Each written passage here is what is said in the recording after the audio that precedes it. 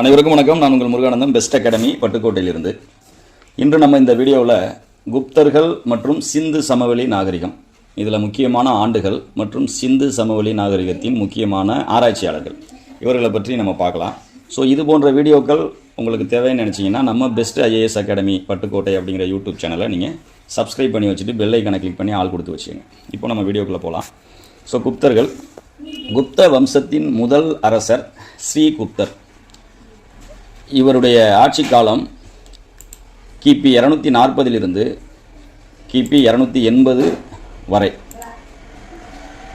சரிங்களா? ஓகே. இப்போது 240 280 வரை இவரது மகன் கடோத்கஜர் அப்படிங்கிறவருடைய ஆட்சி காலம். அதனுடைய கண்டினியூவாக 280 319 வரை. அப்புறமேல அதற்கடுத்து முதலாம் சந்திரகுப்தர் வருகிறார், 319 335 வரை. எல்லாமே பொது ஆண்டிற்கு பிறகு அல்லது கிபி. சரிங்களா? கிமு கிடையாது. இதை நான் முன்னாடியே சொல்லியிருக்கேன், ஆடியோ மெட்டீரியலாக பர்ஃபெக்டாக யூஸ் பண்ணலாம் அப்படின்னு சொல்லியிருக்கேன். ஸோ முதலாம் சந்திரகுப்தர் தனது மகன் சமுத்திரகுப்தரை வாரிசாக நியமித்த ஆண்டு கிபி 335. சமுத்திரகுப்தர் கிபி 335 375 வரைக்கும் ஆட்சி செய்தார். சமுத்திரகுப்தர், அதாவது அலகாபாத் தூண் கல்வெட்டு அப்படின்னு சொல்லிட்டு ஒரு கல்வெட்டு, புகழ்பெற்ற கல்வெட்டு, அந்த கல்வெட்டில் சமுத்திரகுப்தரை பற்றி குறிப்பிடப்பட்டுள்ளது. ஸோ இதை எப்படி ஷார்ட்கட்டில் நம்ம சொல்லலாம் அப்படின்னா, சமுத்திரகுப்தர் அழகாக இருப்பார் அப்படி சொல்லி வச்சுக்கலாம். ஆனால் நம்ம ஷார்ட்கட் சமுத்திரகுப்தர் அழகாக இருப்பார் அப்படின்னு சொல்லிட்டு சந்திரகுப்தர் அழகாக இருப்பார் அப்படின்னு சொல்லிட்டு மாற்றிடக்கூடாது. இதை அடிக்கடி நம்ம பயன்படுத்தினோம்னா மாறாது. சரிங்களா? ஸோ இது மாதிரியான சின்ன சின்ன ஷார்ட்கட்டையும் நம்ம இந்த வீடியோவில் பார்க்கலாம். சரிங்களா? அப்புறம் இந்த இயரெல்லாம் எப்படி மனப்பாடம் பண்ணலாம் அப்படிங்கிறதுக்கு நிறையா வழிவகைகள் இருக்குது. பட் இருந்தாலும் உங்களுக்கு அதாவது ஃபோன் நம்பர் மாதிரி நம்ம ஃபார்ம் பண்ணி க்ரியேட் பண்ணிவிட்டு, ஸோ அதிலேருந்து எப்படி நம்ம ஷார்ட்கட்டாக இந்த இயர்ஸ் எல்லாம் ஞாபகம் வச்சுக்கிறது அப்படிங்கிறதையும் பார்க்கலாம். ஓகே. இப்போ பாருங்கள், இரண்டாம் சந்திரகுப்தருடைய ஆட்சி காலம் 375 415 வரை. அப்புறம் ரெண்டாம் சந்திரகுப்தர் தனது சகோதரர் ராமகுப்தருடன் வாரிசு போராட்டம் ஒரு 5 வருஷம் பண்ணியிருக்காரு, கிபி 370 375 வரைக்கும். அப்புறமேல காமாந்தகர் அப்படிங்கிற ஒரு எழுத்தாளர், ஒரு கவிஞர், அவர் எழுதின ஒரு நூல் பார்த்திங்கன்னா நீதி சாரம் அப்படிங்கிற நூல். அது வெளியிடப்பட்ட ஆண்டு கிபி 400. இது அரசர்களுக்கு தேவையான ஆலோசனைகளை அந்த நூல் வழங்குகிறது. அப்புறம் ஸ்கந்தகுப்தர் மரணமடைந்த ஆண்டு கிபி 467. ஸோ 467 இதை எப்படி வச்சுக்கலாம்? ஸ்கந்தகுப்தர், நான் ஸ்கந்தர்னா முருகன் வச்சுக்கலாம், கந்தன். ஸோ கந்தரை வணங்கிட்டு போனதுனால 10th 467 மார்க் நீங்கள் வாங்கியிருக்கலாம் அல்லது உங்கள் ஃப்ரெண்டு வாங்கியிருக்கலாம். ஸோ அந்த ஏதாவது நம்ம லைஃபோடு தொடர்புடைய 467 எங்கே நம்ம லைஃப்பில் டச் பண்ணுதோ, ஸோ அந்த நிகழ்வோடு இதை தொடர்புபடுத்தி ஞாபகத்தில் வச்சுக்கலாம். சரிங்களா? இப்போ உதாரணத்துக்கு ஸ்கந்தகுப்தர் மரணம் 467 அப்படிங்கிறது நான் 10th வாங்கின மார்க்கு. ஸோ 467 நான் மைண்டில் வச்சுக்க மறக்காது. அது ஸ்கந்தகுப்தர் இறந்த இயர் அப்படி சொல்லிட்டு. சரிங்களா? அதே மாதிரி ஏப்ரல் 7 என்னுடைய பர்த்டே, உலக சுகாதார நாள், இதுவும் மறக்காது. சரிங்களா? இந்த கோப்ரா ஆக்ட் 1986 அது என்னுடைய டேட் ஆஃப் இயரு. ஸோ இதெல்லாம் பார்த்திங்கன்னா இந்த மாதிரி நம்ம வாழ்க்கையோடு தொடர்புடைய இயர்ஸு, மந்த்து, டேஸு இதெல்லாம் நம்ம மிங்கிள் பண்ணோம்னா ஷார்ட்கட் ரொம்ப ஈஸியாக க்ரியேட் ஆகிடும். ஓகே. குப்த வம்சத்தின் கடைசி அரசர் யாருன்னா விஷ்ணுகுப்தர். குப்த வம்சத்தின் கடைசி அரசர் விஷ்ணுகுப்தர். இவருடைய ஆட்சி காலம் கிபி 540 550 வரைக்கும். குப்த வம்சத்தின் முதல் அரசர் ஸ்ரீகுப்தர், அவர் தான் குப்த மரபை தோற்றுவித்தார். அப்புறம் கடைசி அரசர் விஷ்ணுகுப்தர் 540 550 வரைக்கும். சரிங்களா? ஓகே. இப்போ விஷ்ணுன்னு ஒரு ஃப்ரெண்டு இருக்கலாம் அல்லது பக்கத்து வீடுக்கார பசங்க இருக்கலாம். ஸோ அவங்கள மைண்டில் வச்சுக்கணும். நம்ம 540 550 இவங்க தான் கடைசி குப்த பேரரசர், குப்த அரசர் அப்படிங்கிற மாதிரி ஏதாவது ஒன்றில் நம்ம கார்லேட் பண்ணி, அதாவது இணைத்து நினைவில் வைத்துக்கொள்ள வேண்டும். ஓகே. அடுத்தது பாருங்கள், 648 ஹர்ஷர் மறைந்தது 648. ஹர்ஷர் மறைந்தது ஹர்ஷ பேரரசு தோற்றுவித்தவர் ஹர்ஷர், அது 648. இது சிலபஸோட தொடர்பு இல்லாத பாடம் அந்த பாயிண்ட்டு. பட் நமக்கு குப்தருக்குள்ளர ஸ்கூல் புக்கில் வர்றதுனால இதையும் நம்ம படிக்கிற மாதிரி இருக்கும். அடுத்து நாலந்தா பல்கலைக்கழகம் 5ஆம் நூற்றாண்டு முதல் 1200 வரை, கிபி 1200 வரை புகழ்பெற்று விளங்கியது. 5ஆம் நூற்றாண்டு முதல் 1200 வரை புகழ்பெற்று விளங்கியது. பக்தியார் கில்ஜி நாலந்தா பல்கலைக்கழகத்தை தரமட்டமாக்கிய ஆண்டு கிபி 1200 அப்படிங்கிற மாதிரி சொல்கிறாங்க. சரிங்களா? 1200 11th ஹிஸ்ட்ரி பாடத்திட்டத்தின்படி 1200 போட்டிருக்காங்க. ஓகே, நாலந்தா பல்கலைக்கழகம் இருந்த இடத்தில் அகழாய்வு நடத்தப்பட்ட ஆண்டு 1915. சரிங்களா, 1915ஆம் ஆண்டு நாலந்தா பல்கலைக்கழகம் இருந்த இடத்தில் அகழாய்வு செய்யப்பட்டது. ஸோ இப்போது நான் இந்த ஆண்டுகளை எல்லாம் எல்லா விஷயங்களையும் இல்லை, நம்ம முதல் அரசர், இரண்டாவது குப்த அரசர், மூன்றாவது அரசர், நான்காவது அரசர் வரிசையாக வருது இல்லையா? ஸோ அதை எப்படி கேட்கலாம்னா, இவருடைய ஆட்சி காலம் இது, யாருடைய ஆட்சி காலம் தவறாக பொருத்தப்பட்டுள்ளது, ஸோ இப்படியெல்லாம் கேட்கலாம் இல்லைங்களா? ஸோ இப்படியெல்லாம் கேட்கும் பொழுது நம்ம அந்த இயர் கம்ப்ளீட்டாக நமக்கு தேவைப்படும். அல்லது கால வரிசைப்படுத்த சொல்லலாம். ஒரு 4 ஆட்சியாளர்களை முன்ன பின்ன மாற்றி கொடுத்து இவர்களுடைய ஆட்சி செய்த காலத்தின் அடிப்படையில் வரிசைப்படுத்துக்குன்னு சொல்லி கேட்கலாம் இல்லையா? அப்போ இந்த இயர் முக்கியம். ஸோ அதுக்கு நான் என்ன பண்ணலாம், பல்வேறு வழிவகைகள் இருக்குது. அது கண்டினியூவாக தான் வருது, ஈஸி தான். பட் இருந்தாலும் நான் என்ன பண்ணியிருக்கேன், இது எல்லாத்தையுமே ஒரு ஃபோன் நம்பர் மாதிரி மாற்றிருக்கேன், இந்த இயர்ஸ் எல்லாமே. சரிங்களா, இதுதான் நான் சொன்ன அந்த ஸ்ரீகுப்தரில் ஆரம்பித்து சரிங்களா விஷ்ணுகுப்தர் வரைக்கும் இவ்வளோ தான் இருக்குது. எது 240 ஸ்ரீகுப்தர் அவர் ஆட்சியை ஆரம்பிக்கிறாரு, 550 முடிஞ்சிருது இல்லையா? அப்போ 240 550 வரை நான் நம்பர்ஸ் எடுத்துட்டேன். எப்படி இதை ஃபாலோ பண்ணுறதுன்னு சொல்லி பார்த்தீங்கன்னா, நம்ம அதை ஒரு தடவை மனப்பாடம் பண்ணிவிட்டு அதுக்கப்புறம் தான் இந்த மாதிரி நம்ம ஃபோன் நம்பர் மாதிரி மேக்கப் பண்ணி அப்புறம் நம்ம அப்ளை பண்ணணும். சரிங்களா, பேசிக் எடுத்த உடனே அந்த மாதிரி பண்ணுறது கொஞ்சம் சிரமமாக இருக்கலாம் சில பேருக்கு. ஓகே, இல்லை மேட்ச் ஆனிச்சுன்னா நீங்கள் பண்ணிக்கோங்க. ஸோ ஸ்ரீகுப்தருடைய ஆட்சி காலம் 240 இங்கே பாருங்கள், வேறு கலர் மாற்றிக்கிறேன். ஓகே, இப்போது ஸ்ரீகுப்தருடைய காலம் 240 280 வரைக்கும். சரிங்களா, 240 280 வரைக்கும் ஸ்ரீகுப்தருடைய காலம். ஸ்ரீகுப்தர் அவர் ஆட்சி செய்தார். அப்புறம் 280 ஆரம்பிக்குது. 280 319 வரைக்கும் அந்த கடோத் கஜர் அப்படி சொன்னோமா, ஸ்ரீகுப்தருடைய பையன் கடோத் கஜர். சரிங்களா, அப்புறம் 319 335 வரைக்கும் யார், முதலாம் சந்திரகுப்தர். அப்படி தான் படிச்சிருப்போம். சரிங்களா, 319 335 வரைக்கும் முதலாம் சந்திரகுப்தர். அப்புறம் 335 375 வரைக்கும் யார், சமுத்திரகுப்தர் கவிராஜா என்று அழைக்கப்பட்டவர் சமுத்திரகுப்தர் இல்லையா? அடுத்து 375 415 வரை இரண்டாம் சந்திரகுப்தர் வர்றார். யார் வர்றது, இரண்டாம் சந்திரகுப்தர். அப்புறம் 415 540 வரைக்கும் யார் வர்றது, அதுக்கப்புறம் அது கண்டினியூ, இந்த இடத்துல மட்டும் கண்டினியூ கிடையாது. ஸோ அது 415 முடிஞ்சிருது, 415 அப்புறம் இது 2 மட்டும் தனியாக 540 550 வரைக்கும் விஷ்ணுகுப்தர் வருவார். ஸோ இதுதான் நம்ம சொல்லியிருக்க ஷார்ட்கட். சரிங்களா, ஒன்றும் இல்லை, இதை எப்படி சொல்கிறது, இப்போ எப்படி படிக்கிறது அப்படின்னா 240 280 319 இது மாதிரி ஒரு 4 தடவை சொல்லி பார்த்துக்கலாம். எப்படி 240 280 319 இந்த மாதிரி சேர்த்து படிக்கணும். அல்லது இப்படி படிக்கலாம் 240 280 319 ஸோ எப்படி வேணாலும் படிச்சுக்கலாம். பட் சேர்த்து படிக்கணும். 3 எண்கள் 4 எண்களை சேர்த்து படிக்கணும். அடுத்தது பாருங்கள் 375 4155 375 4155 40550 இது மாதிரி ஃபஸ்ட்டு சொல்கிறதுக்கு கொஞ்சம் கஷ்டமாக இருக்கும்.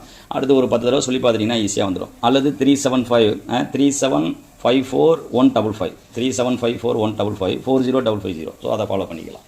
இப்படி மனப்பாடம் பண்ணிட்டீங்கன்னா கம்ப்ளீட்டாக வரிசையாக வந்துடும். சரிங்களா, எப்படி 440 280 வரைக்கும் ஸ்ரீகுப்தர், 280 319 வரைக்கும் யார், கடோத் கஜர்.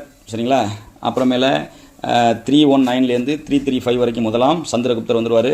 அப்புறம் 335 375 வரைக்கும் சமுத்திரகுப்தர் வந்துடுவார். அப்புறம் 375 415 வரைக்கும் இரண்டாம் சந்திரகுப்தர் வந்துடுவார். அப்புறமேல 540 550 வரைக்கும் விஷ்ணுகுப்தர் வந்துடுவார். விஷ்ணுகுப்தர் தான் குப்த பேரரசின் கடைசி அரசர் அப்படி சொல்லி பார்க்குறோம். ஓகே, இதை ஃபாலோ பண்ணிக்கோங்க. இந்த மாதிரி நீங்கள் மற்ற சப்ஜெக்ட்டுக்கு போட முடிஞ்சால் போடுங்க, இல்லாட்டி நம்ம சேனலை சப்ஸ்கிரைப் பண்ணி வச்சுங்க, முடிஞ்ச வரைக்கும் நான் போடுறேன். ஓகே, இப்போ நம்ம இதில் குப்தர்களை பொறுத்த வரைக்கும் அவ்வளோதான். சரிங்களா, அடுத்து சிந்து சமவெளி நாகரிகத்தில் நிறையா விஷயங்கள் இருக்குது. சிந்து சமவெளி நாகரிகம் முக்கியமான ஒரு பாடம், நிச்சயமாக ஒரு கொஸ்டின் உண்டு. இதில் முக்கியமான ஆண்டுகள் ரொம்ப குறைவு. சரிங்களா, ரொம்ப குறைவாக தான் இருக்குது. இதில் பார்த்தீங்கன்னா தொடக்க கால கரப்பா 3000 2600 வரைக்கும் கிமு தான் எல்லாமே. அடுத்து முதிர்ச்சி அடைந்த கரப்பா 2600 1900 கிமு அப்படின்னு இருந்தாலே அது ரிவர்ஸில் தான் வருங்கிறது, இறங்கு வரிசையில் தான் வருங்கிறது உங்களுக்கு தெரியும். அடுத்து பிற்கால கரப்பா அப்படின்னு சொல்லி பார்த்தா 1900 1700 வரைக்கும் 3000 தொடங்கி 1700 அது வருது. அதில் 3 தொடக்க கால கரப்பா, முதிர்ச்சி அடைந்த கரப்பா, பிற்கால கரப்பான்னு சொல்கிறாங்க. ஸோ இதெல்லாம் மேட்ச் பண்ண சொல்லலாம். சரி எது தவறு எதுன்னு சொல்லி கேட்கலாம். இப்படியெல்லாம் கேட்குறதுக்கு வாய்ப்பு இருக்குது. அப்புறமேல ஹரப்பாவிற்கு முதலில் சார்லஸ் மேசன் அப்படிங்கிற இங்கிலாந்து நாட்டைச் சேர்ந்த அறிஞர் எந்த ஆண்டு வருகை தந்தார்? 1826. சரிங்களா, மேசன்னா கொத்தனார். சரிங்களா, கொத்தனார் பெரும்பாலும் சின்ன வயசில் சித்தாள் வேலை பார்த்துட்டு 26 வயசில் தான் கொத்தனார் ஆவாங்கன்னு வச்சுங்க. சரிங்களா, 18 வயசில் சித்தாள் வேலைக்கு போனோம்னா 26 வயசில் கொத்தனார் ஆகலாம், சரிங்களா, மேசன் ஆகலாம். அப்போ 18 26 1826. இது சும்மா நான் சொல்கிறேன், நீங்கள் உங்கள் லைஃபோடு தொடர்புடைய ஒரு விஷயத்தை வச்சு நீங்கள் கார்லேட் பண்ணிக்கலாம், சரிங்களா. ஸோ 1826 சார்லஸ் மேசன் வந்து கரப்பாவிற்கு முதலாக வருகை தந்தார். இவர் இங்கிலாந்து நாட்டை சேர்ந்தவர். அப்புறம் அம்ரி அப்படிங்கிற கரப்பா பண்பாட்டோடு தொடர்புடைய இடத்திற்கு அலெக்சாண்டர் பர்ன்ஸ் அப்படிங்கிற ஒரு வருகை தந்தது 1831. சரிங்களா. அம்ரி என்ற சொல்லுக்கு பொருள் என்ன அப்படின்னா 31 என்று பொருள். மைண்டில் வச்சுக்க வேண்டியது. எப்போ 31? 1931 சொல்லக்கூடாது, 1831. சரிங்களா. அம்ரி என்றால் 31 என்பது பொருள். 1831 இதுதான் ஷார்ட்கட். ஓகே. அடுத்து, பொறியாளர்கள் லாகூரில் இருந்து கராச்சிக்கு ரயில் பாதை அமைக்கும் பொருட்டு நிலத்தை தோண்டிய போது தான், சரிங்களா, அதிகமான சுட்ட செங்கற்கள் கண்டறியப்பட்டது. அப்புறம் அதற்கு பிறகு அகழ்வாராய்ச்சி நடத்துகிறாங்க இல்லையா. ஸோ அது எந்த ஆண்டு அப்படின்னா 1856. சரிங்களா. அதாவது லாகூரில் இருந்து, இந்த இடமெல்லாம் முக்கியம், லாகூரில் இருந்து கராச்சிக்கு ரயில் பாதை அமைப்பதற்காக நிலத்தில் தோண்டிய போது அதிகமான சுட்ட செங்கற்கள் கண்டறியப்பட்ட ஆண்டு 56. சரிங்களா. அதில் நோண்டினவங்க மொத்தம் எத்தனை பேர்னா 56 பேர் அப்படின்னு ஞாபகம் வச்சுக்கோங்க. 18 வயது நிரம்பி 56 பேர் நோண்டியிருக்காங்க. சும்மா இது ஷார்ட்கட் மைண்டில் நிற்கிறதுக்காக. சரிங்களா. 56 பேர் சேர்ந்து நோண்டியிருக்காங்க. அப்படி நோண்டும் பொழுது நிறைய சுட்ட செங்கற்கள், சாதாரண செங்கற்கள் இல்லை, சுட்ட செங்கற்கள் கிடச்சிருக்கு அப்படின்னு சொல்கிறோம். 1856. ஓகே. அடுத்து, பழங்கால கருவிகள் முதலில் அடையாளம் காணப்பட்ட ஆண்டு 1863. 60 வயசுக்கு மேலே ஆகிட்டாலே நம்ம பழமையான ஆள் தான். 63 வயசு ஆயிடுச்சுன்னா அப்புறம் பழமை தானே. அப்போ பழங்கால கருவிகள் முதலில் அடையாளம் காணப்பட்ட ஆண்டு 1863. இதுக்கு ஷார்ட்கட் வேண்டியதில் மனப்பாடம் பண்ணியிருப்பீங்க. ராபர்ட் புரூஸ்பூட் அப்படிங்கிற ஒரு சென்னைக்கு அருகில் உள்ள பல்லாவரத்தில் பழங்கால கருவிகளை கண்டறிந்தார் அப்படி சொல்லியிருப்பீங்க. 1863. அப்புறமேல அலெக்சாண்டர் கன்னிங்காம் அப்படிங்கிற ஒரு அலெக்சாண்டர் கன்னிங்காம் ஒரு கலர் மாற்றிக்குவோம். அலெக்சாண்டர் கன்னிங்காம் அப்படிங்கிற ஒரு கரப்பாவை பார்வையிட்ட ஆண்டுகள் மொத்தம் 3 ஆண்டுகளில் வந்திருக்காரு. சரிங்களா. ஃபஸ்ட்டு 1853 இதான் ரயில் போக்குவரத்து இந்தியாவில் தொடங்கப்பட்டது. சரிங்களா. ஃபஸ்ட்டு. அப்புறம் பயணிகள் ரயில் 1856. அப்புறம் 1875. சரிங்களா. பிரம்ம சமாஜம், ஆரிய சமாஜம், இதோட ஏதாவது லிங்க் பண்ண முடியுமான்னு பாருங்கள். ஸோ இப்போ 1853, 56, 75 எல்லாமே 18 தான் முன்னாடி இருக்குது. 1800 தான். ஸோ 53, அப்புறம் ஒரு 3 வருஷத்தில் 56, அப்புறம் கிட்டத்தட்ட 75க்கு போயிடுச்சு. சரிங்களா. இந்த ஆண்டுகளில் அலெக்சாண்டர் கன்னிங்காம் வந்து ஹரப்பாவை பார்வையிட்டார். 1853, 1856, 1875, 3, 6, 5 அப்படி சொல்லி வந்தது. சரிங்களா. ஓகே. அடுத்து, ஏறத்தாழ கிமு 1900 சிந்து சமவெளி நாகரிகம் வீழ்ச்சி அடைந்தது. சிந்து சமவெளி நாகரிகம் வீழ்ச்சி அடைந்த ஆண்டு எது அப்படி சொல்லி பார்த்தோம்னா 1900. அப்புறமேல தொல்பொருள் ஆய்வாளர்கள் ஹரப்பா மற்றும் மொஹஞ்சதாரோ நகரங்களை ஆய்வு செய்ய ஆரம்பித்த ஆண்டு 1920. ஹரப்பா மற்றும், அதாவது எப்படி சொல்கிறது, ஆரம்பத்திலேயே ஆய்வு செஞ்சுருக்காங்க 1920. சரிங்களா. ஓகே. இந்திய தொல்பொருள் ஆய்வுத்துறையின் இயக்குனர் சர் ஜான் மார்ஷல் அப்படிங்கிறவர் ஹரப்பாவிற்கும் மொஹஞ்சதாரோவிற்கும் இடையே பொதுவான அம்சங்கள் இருப்பதை கண்டறிந்த ஆண்டு 1924. அவருடைய வயசு அப்போ 24 வயசு. அப்போ தான் கரெக்டாக 1924 கண்டுபிடிச்சிருக்காரு. சரிங்களா. இந்திய தொல்பொருள் ஆய்வுத்துறையின் இயக்குனர் சர் ஜான் மார்ஷல் அப்படிங்கிறவர் ஹரப்பாவிற்கும் மொஹஞ்சதாரோவிற்கும் இடையே பொதுவான அம்சங்கள் இருப்பதை கண்டுபிடிக்கப்பட்ட ஆண்டு 1924. அப்புறமேல 1940களில் REM வீலர் ஹரப்பாவில் ஆய்வு நடத்தினார். ஹரப்பாவில் 1940 வாக்கில் ஆய்வு நடத்தினவர் வந்து யாருன்னா REM வீலர் அப்படின்னு சொல்லிட்டு ஒருத்தர். ஓகேங்களா. அடுத்து, ASI archaeological survey of India வந்து 1861 உங்களுக்கு தெரியும். சரிங்களா. அந்த பாருங்கள், ASI ஐயை வந்து 1ன்னு வச்சுங்க, 61ன்னு வச்சுங்க. சரிங்களா. அதான் எஸ்னா 60, எஸ்னா எத்தனை 61, பக்கத்தில் 1 இருக்கா. எஸ்னா 60 குறிக்குது, 1 61. ஏன்னா வந்து 80 குறிக்குது, 1861. அதான் ASI archaeological survey of India, இந்திய தொல்லியல் துறை.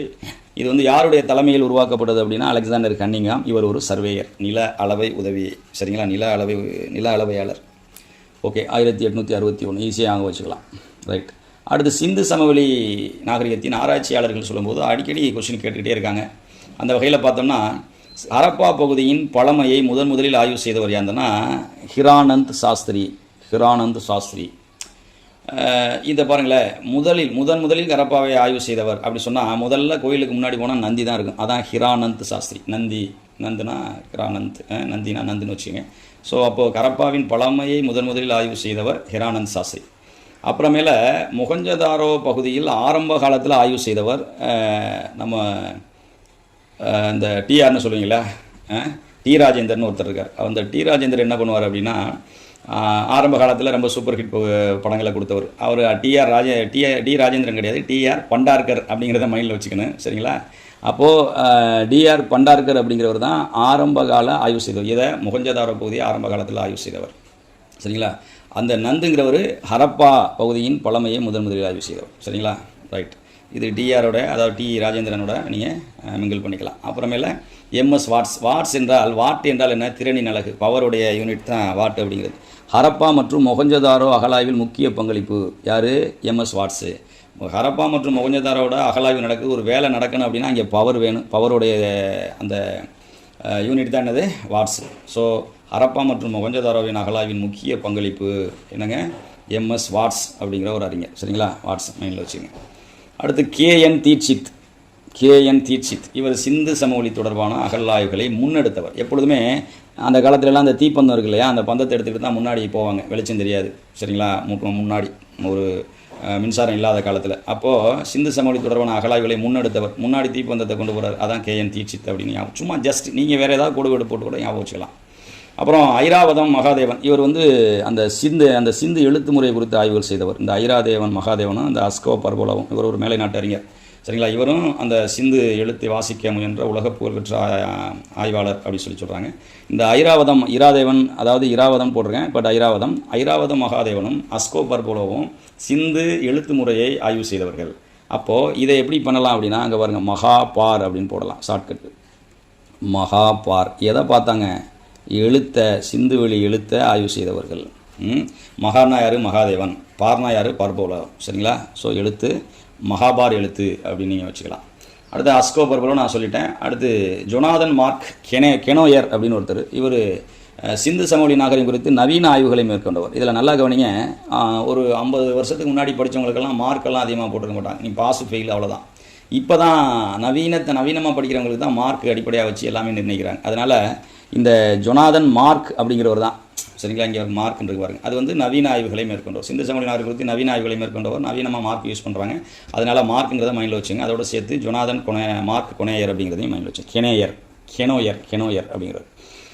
அப்புறமேல தாயாராம் சஹானி, அவர் கரப்பாவோட முக்கிய ஆய்வாளர். தேர்வுகளை அடிக்கடி கேட்டிருக்காங்க, மேட்ச் பண்ண சொல்கிறாங்க. R D Banerjee, Mohenjodaro, John Marshall Sindhu சமவெளி நாகரிகத்தை உலகிற்கு அறிமுகப்படுத்தவர். மார்சல் அப்படின்னு சொன்னாலே அறிமுகப்படுத்துதல் என்பது பொருள். மார்சல் அப்படின்னாலே அறிமுகப்படுத்துதல், இதுதான் ஷார்ட்கட்டு.